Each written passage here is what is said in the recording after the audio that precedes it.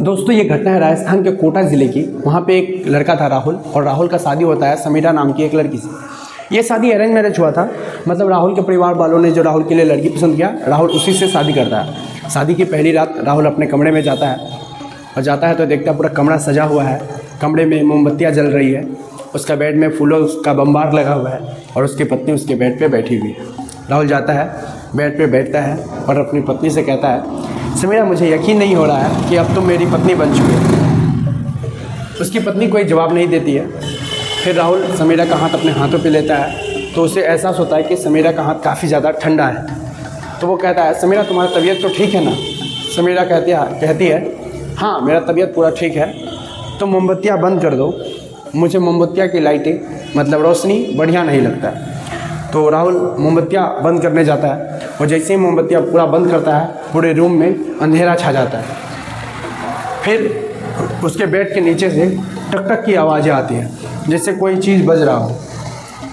तो राहुल कहता है, नीचे से किस चीज़ का आवाज़ आ रहा है? तो उसकी पत्नी कहती है, नीचे जाकर देखो। तो कमरे में तो पूरा अंधेरा था, फिर भी राहुल अपने अंदाज से नीचे बटोरता है, तो उसे एक सूता मिलता है। तो वो कहता है, शायद कोई नीचे सूता गिरा हुआ है। समीरा कहती है, वो सूता उठा के देखो। तो जैसे ही राहुल वो सूता उठाता है, उस रूम से काफ़ी जोर का चिल्लाने का आवाज़ आता है। लेकिन उस रूम के बाहर शादी के घर होने के कारण डीजे वगैरह बज रहा था, किसी ने उसका आवाज़ नहीं सुना। फिर सवेरे काफ़ी ज़्यादा सुबह हो जाता है, मतलब 8-9 बज जाते हैं, लेकिन कमरे से राहुल बाहर नहीं आया था। तो उसके परिवार वाले कहते थे, मतलब बाहर से, कि राहुल बाहर आ जाओ, कई लोग आए हैं और बहुत सारा काम भी है। तो राहुल कोई जवाब नहीं देता है। फिर लोगों ने आधा घंटा, 1 घंटा, 2 घंटा वेट किया, लेकिन राहुल फिर भी कमरे से बाहर नहीं आया। तो लोगों ने सोचा कुछ तो गड़बड़ी है। फिर और भी कई लोगों ने कई तरह से राहुल को जगाने का कोशिश किया, लेकिन राहुल जगा नहीं। तो फिर लोगों ने उस गेट को तोड़ा। गेट तोड़कर जैसे ही लोग अंदर गए, तो वो देखता है कि एक ही आदमी है जो बेड पे कंबल ओढ़ कर सोया हुआ है। तो लोग सोचने लगते हैं कि आखिरकार एक आदमी है तो दो होना चाहिए, मतलब राहुल और राहुल की पत्नी, लेकिन उस कमरे में एक ही आदमी था। फिर लोग जैसे ही वो कंबल उठाते हैं, देखता है कि राहुल का जो शरीर है वो तो है, लेकिन राहुल का सिर, मतलब उसका गर्दन गायब, और उसकी पत्नी भी गायब। लोग ये देखकर हैरान हो जाते हैं कि राहुल मर चुका है, उसका गला रेत कर हत्या कर दिया गया है। फिर लोग पुलिस वालों को फ़ोन करते हैं, पुलिस आता है। पुलिस आकर जांच पड़ताल करता है, तो देखता है कि उसका मर्डर हुआ है, मतलब सूता से रेत कर मर्डर हुआ है। हाँ, सॉलिड कटा हुआ था पूरा गर्दन। फिर पुलिस वाले और भी इन्वेस्टिगेशन करते हैं।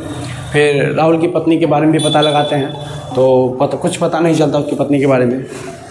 फिर पुलिस वाले राहुल के पिता से पूछताछ करते हैं कि लड़की का घर वालों का पता दो। तो राहुल के पिता जो कहता है, ये सुनकर सभी के पैरों तले ज़मीन खिसक जाती है। राहुल का पिता कहता है कि उसका कोई परिवार नहीं था, वो लड़की तो अनाथ थी। फिर पुलिस वाले कहते हैं कि आपने उसे कहाँ से लाया जिससे अपना बेटा का शादी कराया? तो वो कहता है कि एक दिन मैं रास्ते से आ रहा था, तभी वो लड़की मेरे गाड़ी से टक्कर लग गया। फिर मैंने उसे इलाज कराने के लिए अस्पताल लेकर गया, और रास्ते में हमारी बातें हुई कि तुम्हारा घर कहाँ है। तो उसने बताया कि वो अनाथ है और वो कुछ बच्चों को कोचिंग पढ़ाती है। तो फिर राहुल के पिता ने ये सब बातें पुलिस वालों को बताया। पुलिस ने काफ़ी दिनों तक इस केस का जांच पड़ताल किया, लेकिन पुलिस वाले को कोई समीरा नाम की लड़की मिली ही नहीं, और ये घटना ऐसे ही उलझ कर रह गई। फिर कई लोग बाद में कहने लगे कि जिस रोड में राहुल के पिता को समीरा मिली थी, उस रोड में कहा जाता है कि एक चुड़ैल रहती है। मतलब चुड़ैल कह लो, भूत कह लो, कुछ भी कह लो, रहती है, जो लोगों से कभी लिफ्ट मांगती है, तो कभी लोगों से खाना मांगती है, कभी कभी तो लोगों से पैसे भी मांगती है और किसी किसी से कहती है मुझसे शादी कर लो। लेकिन राहुल के पिता के साथ ऐसा नहीं हुआ था।